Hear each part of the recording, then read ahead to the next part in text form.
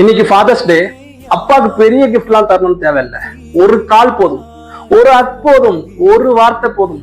அப்பா அப்பா, இன்றைக்கு நான் இருக்கும் இந்த உயரத்திற்கு காரணம் நீங்க தான். உலகத்தில் பல பேர் நம்மை வாழ்த்துவார்கள். ஆனால் நமக்காகவே வாழ்ந்த ஒரே ஜீவன் இந்த உலகத்தில் இருக்கிறது என்றால் அது நம்முடைய அப்பா. தெய்வங்கள் எல்லாம் தோற்றே போகும் தந்தையின் அன்பின் முன்னே. தெய்வங்கள் எல்லாம் தோற்று போகும் தந்தையின் அன்பின் முன்னே. வாழ்க்கையில நம்ம கூடவே இருக்க ஒரே ஒரு ஹீரோனா நம்முடைய அப்பா மட்டும்தான். விழுந்தால் எழுந்தர் என்று சொல்லுவார், தோற்றால் மீண்டும் முயற்சி செய்து சொல்வார், ஜெயித்தால் அமைதியாக சிரிப்பார். ஏனென்றால் நம்முடைய வெற்றியில் தான் அவருடைய வாழ்க்கையின் அர்த்தம் அமைந்திருக்கிறது. அப்பாவின் வாழ்க்கை விசித்திரமானது.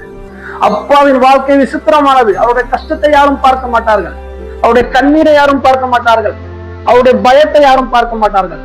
ஆனால் தன்னுடைய குடும்பம் எப்போதும் சிரித்துக் கொண்டே இருக்க வேண்டும் என்று நினைக்கக்கூடிய ஒரே ஜீவன் இந்த உலகத்தில் இருக்குது என்றால் அது அப்பா மட்டும்தான். அப்பாவுக்காக ஒரு கவிதை. வெயிலில் நின்று நிழல் கொடுத்தவர், வலியை மறைத்து வலிமை கற்றுத் தந்தவர், தன் ஆசைகளை புதைத்து வைத்து என் எதிர்காலம் கட்டியவர் அவர் என் அப்பா.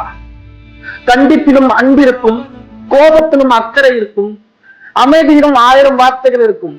ஒரு அப்பாவின் இதயத்தை படிக்க அவராகவே பிறக்க வேண்டும். என் விரலை பிடித்து நடந்தவர், என் பயத்தை விட என் தைரியம் கற்று தந்தவர், நான் உயர பறக்க வேண்டும் என்பதற்காக தன்னுடைய சிறகை மடித்துக் கொண்டவர் அவர்தான் அப்பா. அம்மாவின் அன்பு பேசும், ஆனால் அப்பாவின் அன்பு ஒருபோதும் பேசாது. அதனால்தான் நம் அம்மாவின் கண்ணீரை சீக்கிரம் கவனிக்கிறோம், அப்பாவின் தியாகங்களை பல முறை கவனிக்க மறந்து விடுகிறோம். ஒரு குழந்தை பிறக்கும் போது அம்மா அந்த குழந்தை கையில் இருக்கிறார், ஆனால் அப்பா அந்த குடும்பத்தின் பாரத்தை எடுக்க ஆரம்பிக்கிறார். அன்று முதல் அவருடைய கனவுகளை கொஞ்சம் கொஞ்சமாக குறைக்கிறார், நம்முடைய கனவுகள் நனவாக வேண்டும் என்பதற்காக.